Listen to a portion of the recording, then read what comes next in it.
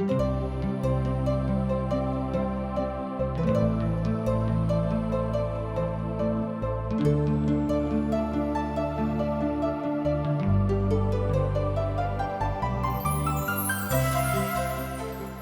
शास्त्र लोकों के बीच परमेश्वर के मूल काज के विषय में बताबैत अछि, जे परमेश्वर के विषय में जनबा के लेल यह आवश्यक अछि।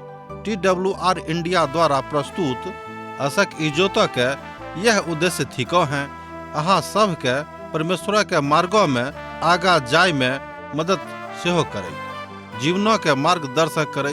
कृपया देखू आ सुनू, जाय सो परमेश्वर अहाँ के जीवनों के मार्गदर्शक ठहरे।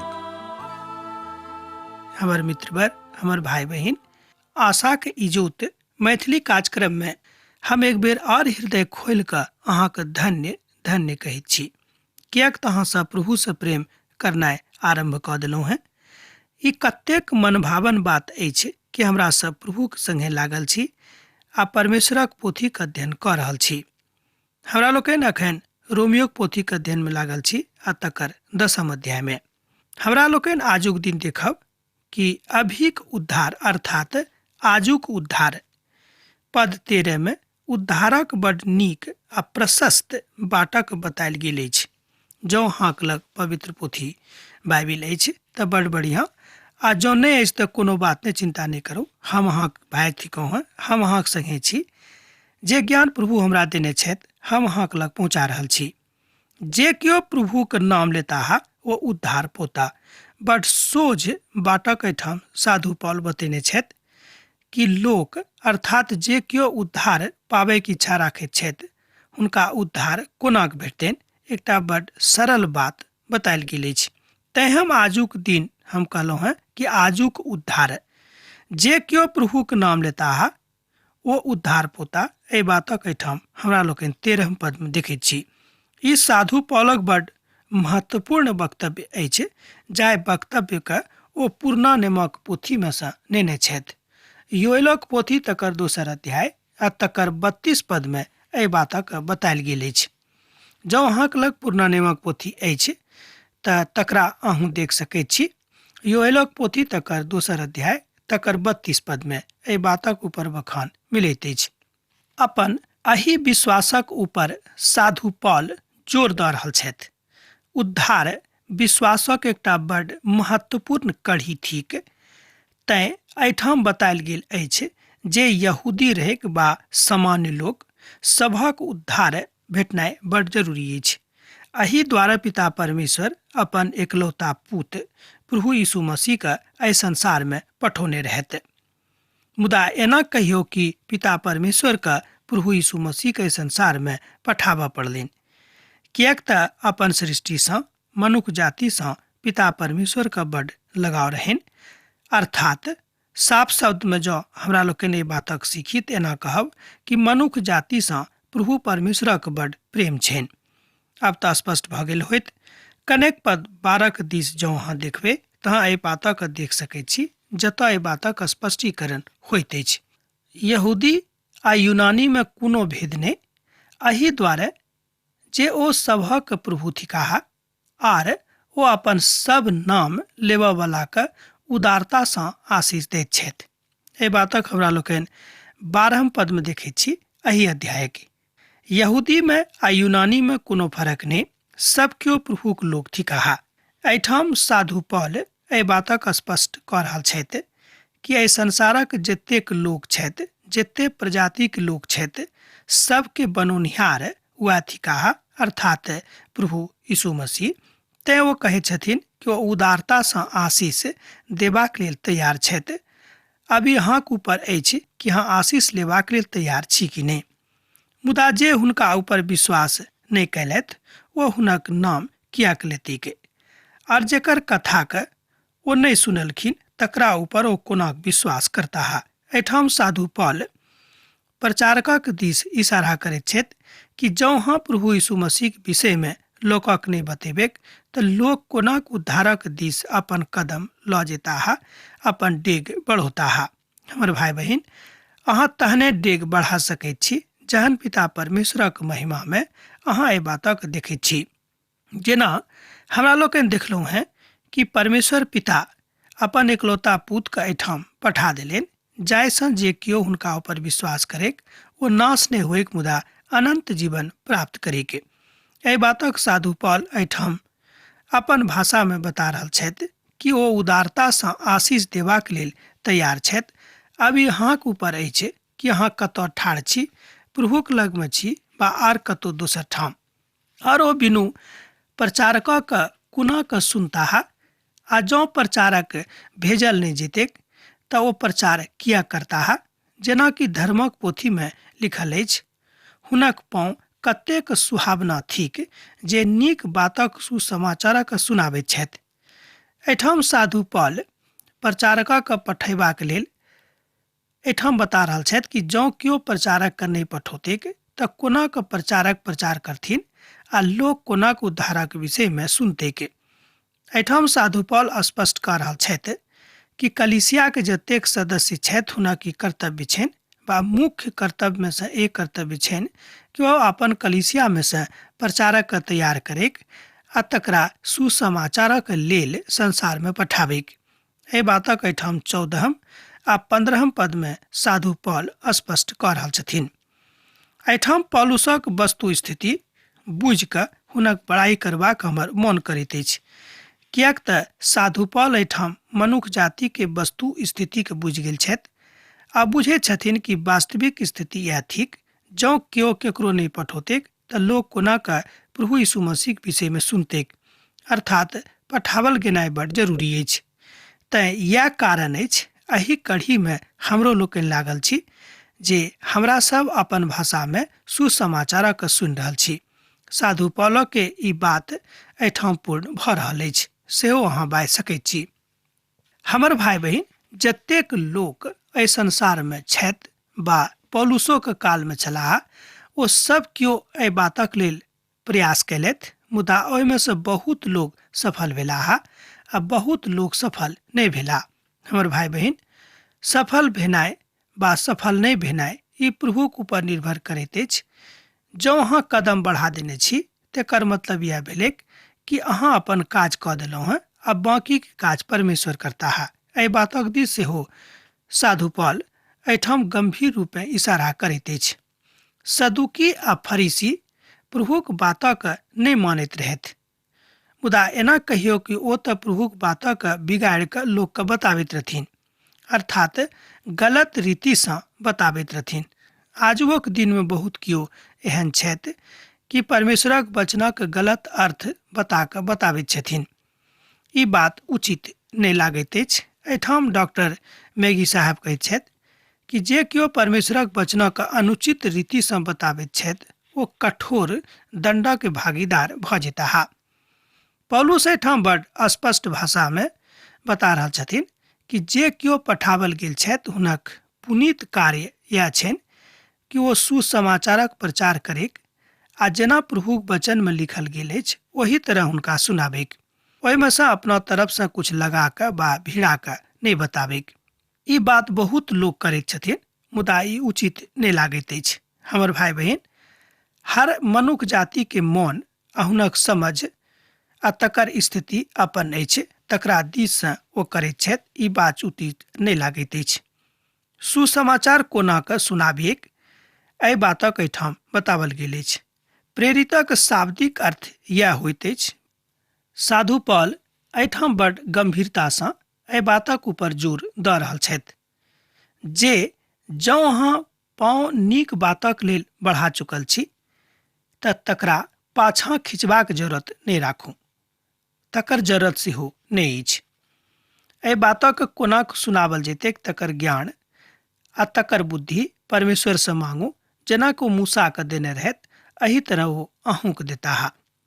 ओ कहैत छथि कि एहन संसार केओ नहि छथिन जकरा परमेश्वर आगाँ बढ़ा देलखिन तकरा ओ पाछाँ खींच लेथिन, किएक तऽ हुनक ज्ञान हुनक बुद्धि हुनका जिंदगीमे आबि जेतैक आ परमेश्वरक ज्ञान आ बुद्धिसँ ओ भरि जेताह जँ ओ नीक रूपे एहि बातक लेल अपन पाँवके बढ़ौने छथि। एहिठाम नीक रूपसँ अर्थ अछि कि सत्य रूपे जँ अहाँ बढ़ौने छथि। ई बात सुसमाचार प्रचारकक लेल लागू होइत अछि। मुदा सब कियो एहि सुसमाचारक ऊपर ध्यान नहि देलनि। भविष्यवक्ता यशायाह कहैत छथि, हे प्रभु, हमर समाचारक ऊपर के विश्वास कयलथि। एहि बातक रोमियोक पोथी तकर 10 अध्याय आ तकर 16 पदमे हमरा लोकनि देखैत छी। जँ अहाँक लग पवित्र पोथी अछि तऽ अहूँ एक बेर हमरा संगे देखियौक। मुदा सब कियो एहि सुसमाचारक ऊपर ध्यान नहि देलनि। भविष्यवक्ता यशायाह कहैत छथि, हे प्रभु, हमर समाचारक ऊपर के विश्वास कयलथि। एहिठाम भविष्यवक्ता बता रहल छथि कि हुनक बातक ऊपर के विश्वास कयलथि, मुदा के नहि कयलथि, अर्थात जे कयलखिन ओ आनन्द मनौलखिन आ जे नहि कयलथि ओ आनन्द नहि मनौलखिन। एहि बातक सुनि कऽ हम बड्ड आनन्दित भऽ जाइत छी जे हमर मेहनत अर्थात हमर जे मोन प्रभुक दिस लागल अछि ओ नीक अछि, अर्थात जाय काजक हम करैत छी ओ उचित काज अछि, किएक तऽ पवित्र पोथी बाइबिल एहि बातक सत्यापित एहिठाम कऽ रहल अछि। सुसमाचार सुनलथि आ प्रभु यीशुके ग्रहण कयलथि। जहन हम सम्पूर्ण तस्वीरक ऊपर देखैत छी तऽ ई तऽ बड्ड छोट सेवा लागैत अछि, अर्थात हम बुझैत छी कि जे काज आजुक दिन धरि हम प्रभुक लेल कयलहुँ हेँ तऽ बड्ड छोट छल, किएक तऽ हमर जिन्दगी बड्ड छोट अछि आ अपन जिन्दगी एतेक कम दिनक जे हमरा भेटल अछि, एहिमे हम प्रभुक लेल बहुत कम कऽ सकलहुँ हेँ। जे सब हम रिपोर्टक देखैत छी ओ विश्वास कयलथि, मुदा ओ बहुत लोग नहि रहथि। एहिठाम साधु पौल बताबैत छथिन कि मनुष्य जातिक मोन विश्वासक दिस बढ़ैत अछि, मुदा ओ विश्वासमे मजबूती के साथ नहि बढ़ैत छथि। विश्वासक संबंधमे एहिठाम साधु पौल और एकटा बातक कहैत छथि, तकरा लेल हमरा सब देखब पद 17 के। विश्वास सुनलासँ आ सुनौनाइ मसीहक वचनसँ होइत अछि। 17 पदक देखियौ, विश्वास सुनलासँ आ सुनौनाइ मसीहक वचनसँ होइत अछि। ओ सब कोना के बातक जानता, मुदा एहि बातक कोना सुनता से बातक एहिठाम बतायल गेल अछि। ओहि कालक जे राजनीतिक परिस्थिति छलैक, अर्थात जतऽ साधु पौल छलाह, ओतक दर्शन नीक नहि रहैक, मुदा लोग मनोवैज्ञानिक रीतिसँ एहि काजक करैत छलाह जे परमेश्वरक वचनक अनुसार उचित नहि लागैत अछि। विश्वासक बढ़ोतरीक लेल साधु पौल एहिठाम बता रहल छथिन कि जे केओ विश्वास करैत छथि हुनक मोन परमेश्वरक प्रति महानताक साथ आगू रहैक आ समर्पणक साथ समाहित रहैक। एहि बातक साधु पौल एहिठाम बड़ स्पष्टताक साथ 17 पद में बता रहल छथि। ओ कहैत छथिन कि मसीहक जँ अहाँ सुनने छी तहने अहाँ दोसराके सुना सकैत छी। जेना मान लियौ अहाँ कोनो मिठाइके स्वाद चाखने छी, तहने अहाँ बता सकैत छी कि अमुक मिठाइके स्वाद कोन तरहक अछि। हुनका बिनु अहाँ नहि बाजि सकलहुँ हेँ, किएक तऽ जहन ई बात अहाँके नहि मालूम अछि कि मसीह कोन तरहके छथि आ मसीह कोना अहाँके प्रेम राखैत छथि, जाबे धरि एहि बातक अनुभव अहाँ स्वयं नहि कऽ सकैत छी वा नहि कऽ सकलहुँ हेँ वा नहि कयलहुँ हेँ, तऽ एहि बातक अहाँ दोसरोके नहि तऽ बता सकैत छी आ नहि बतेबाक लेल अहाँ तैयार अपन मनक कऽ सकैत छी। यह बात आजुक संदर्भमे बड़ प्रतिभूतित रूपे ऊपर आबैत अछि। मुदा हम बाजैत छी कि ओ नहि सुनलथि आ नहि सुनौलथि तऽ सही तऽ इएह भेलै कि लोक जे किछु धर्मक पोथीमे सुनने छथि वा जे ओतऽ लिखल छैक तकरा ऊपर संपूर्ण रीतिसँ विश्वास करैक आ एहि धरतीक ऊपर लोक ओहि बातक प्रचार करैक जे मसीह हुनका आज्ञा देने छथिन। ई डॉक्टर मैगी के युक्ति अछि, मुदा हम सोचैत छी हुनक ई युक्ति बड़ उचित अछि, किएक तऽ जे बात धर्मक पोथीमे अर्थात परमेश्वरक वचनमे जे लिखल अछि, जे किओ हुनका ऊपर अर्थात वचनक ऊपर विश्वास करैत छथि ओ एहि बातक ऊपर विश्वास कऽ चुकलाह कि ओ प्रभु यीशु मसीहके अपना हृदयमे ग्रहण कऽ चुकल छथि। तहने ओ एहि बातक प्रचार लोकक लग जाकऽ कऽ सकैत छथिन आ विश्वासक साथ लोकक बता सकैत छथि कि मसीह अहाँसँ प्रेम राखैत छथिन।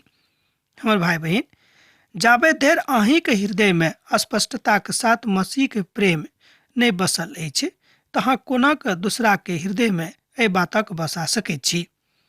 एहि बातक साधु पौल एहिठाम 18 पद में कहैत छथिन, जँ अहाँके लग पवित्र पोथी बाइबिल अछि तहाँ एहि बातक देख सकैत छी। मुदा साधु पौल एहि बातक ऊपर जोर दऽ कऽ बता रहल छथि जे हुनक वचन धरती के छोर धरि पहुँचावल जेतैक, मुदा ई बात आ ई काज हमरा सब गोटे के करबाक अछि। किएक तऽ पिता परमेश्वर मनुष्य जातिक सृष्टि एहि द्वारा कयने रहत जाहिसँ ओ हुनक गुणानुवाद करैक। यशायाक पोथी में हमरा लोकनि एहि बातक देखैत छी।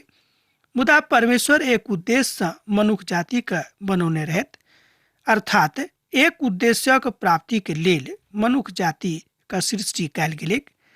आ तै जो अपन सृष्टि के सार्थक नहि करैत छथि तेकर मतलब यह भेलैक कि एहिठाम हुनक भेजनाइ वा हुनक जन्म लेनाइ उचित नहि भेल अछि, अर्थात सार्थकता के दिस नहि बढ़ल अछि। आ फेर हम पूछैत छी कि इसराइली नहि जानैत छथि? मूसा कहैत छथि, हम हुनका द्वारा जे राष्ट्र नहि अछि अहाँक मोन में जलन उपजाबऽ, हम एकटा मूढ़ जातिक द्वारा अहाँके तामस दियाब। एहिठाम रोमियो पोथी तकर 10 अध्याय आ तकर 19 पद में एहि बातक अभिव्यक्ति मिलैत अछि। एहिठाम साधु पौल ओहि बातक बता रहल छथि कि इसराइली ओहि काल में एकटा राष्ट्रक के रूप में नहि आयल छलाह, किएक तऽ ओहि काल में मूसा हुनका उजाड़िस्तान में अपन अगुवाई में लऽ कऽ कनान दिस आबैत छलाह। तहन स्पष्ट भऽ जाइत अछि कि ओहि काल में इसराइली एकटा राष्ट्रक रूप में उभरि कऽ सन्मुख में नहि आयल छलखिन। मुदा एहिके बादो ओ कहैत छथि कि हम एकटा एहन प्रजातिक अहाँके विरुद्ध में ठाढ़ कऽ देब जे परमेश्वर से प्रेम तऽ नहिए करैत छथि, ओ अहूँ से प्रेम नहि करताह। एहिठाम साधु पौल एहि बातक व्यवस्था विवरणक पोथी तकर 32 अध्याय आ तकर 21 पद से बता रहल छथिन। आजुक दिन प्रभु समस्त प्राणिक बजा रहल छथि, मुदा साधु पौल एहि विचारधारा के ऊपर अपन विचार दऽ रहल छथिन कि समस्त प्राणी के पिता परमेश्वर अपना लग में बजा रहल छथि, जाहिसँ समस्त मनुष्य जाति के उद्धार हुए के। एहि अध्याय में एहि बातक गंभीरता के हमरा लोकनि देखैत छी, किएक तऽ जेना हम आरंभ से बहुत बेर एहि बातक बाजि चुकलहुँ हैं कि रोमियो के पोथी में साधु पौल अपन विद्वत दृष्टि के राखने छथि, जाहिसँ जे केओ मसीह में छथि हुनका एहि बातक ज्ञान हुअनि कि हुनक जिंदगी कोन तरहक छनि, बा एक जे मसीही छथि हुनक वास्तविक जिंदगी के अवस्था कोन तरहक रहबाक चाही। आ पुनः यशाया बड़ साहसक साथ बाजैत छथि, जे हमरा नहि खोजैत रहथि ओ हमरा पाबि गेलाह, आर जे हमरा पूछैत रहथि ओ नहि हुनका आ हमर प्रभु प्रकट भऽ गेलहुँ हैं। एहिठाम पिता परमेश्वर अपन वचनक अनुसार काज कयलथि। एहि बातक अहाँ 20 पद में देख सकैत छी। तहन आउ हमरा संगे अहूँ एहि पदक एक बेर आर देखियौक। आ पुनः यशाया बड़ साहसक साथ बाजैत छथि, जे हमरा नहि खोजैत रहथि ओ हमरा पाबि गेलाह, आर जे हमरा पूछैत नहि रहथि हुनका ऊपर हम प्रकट भऽ गेलहुँ हैं। एहिठाम एहिठा बातक बड़ स्पष्टता के साथ साधु पौल बाजि रहल छथिन। 20 पद में साधु पौल एहिठाम एहि बातक यशायाक पोथी तकर 65 अध्याय आ तकर 1 पद से लऽ कऽ बाजि रहल छथिन।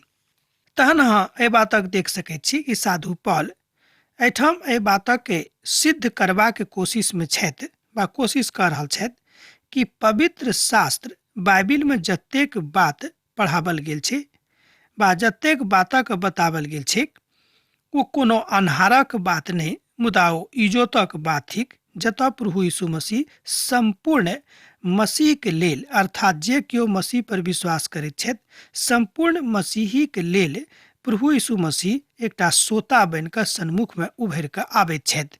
एहि बातक स्पष्टीकरण एहिठाम साधु पौल अपन 20 पद में कऽ दैत छथि। हमर भाई बहिन, यह बात आजुक दिन हमरो सभक बुझबाक अछि। तहन संपूर्ण रीति से एहि बातक ऊपर परमेश्वरक वचनक दिस ध्यान अहाँ दऽ सकैत छी। पुरना नेमक पोथी एहि बातक ऊपर जोर दऽ कऽ बता रहल छथि। मुदा इस्राएलक विषय में भविष्यवक्ता यशायाह की कहैत छथि? हम समस्त दिन अपन हाथक आज्ञाक नहि माने वाला और विवाद करऽ वाला प्रजा के दिस पसारने रहूं। रोमियोक पोथी तकर 10 अध्याय तकर 21 पद में एहि बातक बतायल गेल छै। मुदा इस्राएलक विषय में भविष्यवक्ता यशायाह ई कहैत छथि, हम समस्त दिन अपन हाथक आज्ञा नहीं माने वाला और विवाद करऽ वाला प्रजा के दिस पसारने रहूं। अहाँ कतेक काल धरि अपन हाथक उठा कऽ राखि सकैत छी? एकटा बड़ पैघ प्रश्न अछि। वही बातक प्रयास की अहाँ कहियो कयलहुँ हैं? जँ एहि बातक अहाँ प्रयास कयने होयब तऽ अहाँके अनुभव भऽ गेल होयत कि अहाँ अपन हाथक उठा कऽ कतेक काल धरि राखि सकैत छी। एहिठाम साधु पौल बता रहल छथि कि दोनों हाथक उठौनाइ के अर्थ भेल कि प्रभुक संगे अहाँक संगति मजबूत भऽ गेल अछि। एहि बातक के अभिव्यक्ति बा एहि बातक के जँ अहाँ सत्यापित करबाक इच्छा राखैत छी तऽ निर्गमनक पोथी तकर 17 अध्याय आ तकर 19 पद सँ लऽ कऽ 13 पद में आ तकरा बाद 9 पद सँ लऽ कऽ 12 पद में एहि बातक अहाँ सत्यापन कऽ सकलहुँ हैं। ऊपर जे चर्चा कयल गेल छल, जकरा विषय में हमरा लोकनि अखन चर्चा कऽ रहल छलहुँ हैं, वो कहैत अछि कि प्रभु यीशु मसीह जे सत्य रूपे मनुष्य जाति के उद्धारक लेल एहि संसार में आयल छलाह, हुनक मनोवृत्ति इएह रहनि कि मनुष्य जाति के उद्धार हुए के आ तैं वो एहि सबटा बातक लेल मनुखक उपयोग कयलथि। आजुक दिन में बा आजुक संदर्भ में आजुक परिप्रेक्ष्य में सेहो साधु पौलक की बात बड़ स्पष्ट जकाँ भऽ जाइत अछि। जँ अहाँ स्वयं में संतुष्ट नहीं छी, जँ अहाँके स्वयं अपन उद्धारक प्रति आस्था आ विश्वास नहीं अछि, तहन अहाँ कोना दूसराके बता सकैत छी कि अहाँके उद्धार भऽ जायत आर अहाँ प्रभु यीशु मसीह के शिष्य बा बेटा आ बेटी बनि जायब। हमर भाई बहन, जहन अहाँ स्वयं एहि बातक प्रति आश्वस्त अखन धरि नहीं भेलहुँ हैं, तहन अहाँ कोना के बातक दोसरों के लेल अस्वस्थता के साथ बता सकैत छी। आजुक संदर्भ में ई बात बड़ सत्य के दिस लऽ जाइत अछि। अब तऽ यह बात अहाँके सुनबाक अछि। हमर भाई बहन, अब हमरा एहिठाम आजुक अध्ययन समाप्त करबाक आज्ञा दिअ, किएक तऽ अहाँ सँ विदा होय के काल भऽ रहल अछि। जेना अहाँ सब पाती लिखैत रहैत छी, लिखैत रहब, बिसरायब नहि। प्रभु यीशु मसीह के नेह सैत घड़ी अहाँ सभक जिंदगी में बनल रहेक। आमीन। हमर विश्वास अछि कि ई कार्यक्रम अहाँ के लेल लाभदायक सिद्ध अछि। हम चाहै छी कि अहाँ अपन आशीषक के हमरा संग साझा करू। जँ अहाँ के नजीक बाइबल सँ आ जीवन सँ संबंधित कोनो प्रकार के प्रश्न भऽ सकै अछि तऽ अपन समस्या के लेल प्रार्थना करबा के लेल जँ चाहै छी तऽ हमरा फोन नंबर पर जरूर संपर्क कऽ सकै छी। परमेश्वर अहाँ सब के लेल एकटा सुंदर, सुखद, आनंदित दिन प्रदान करै।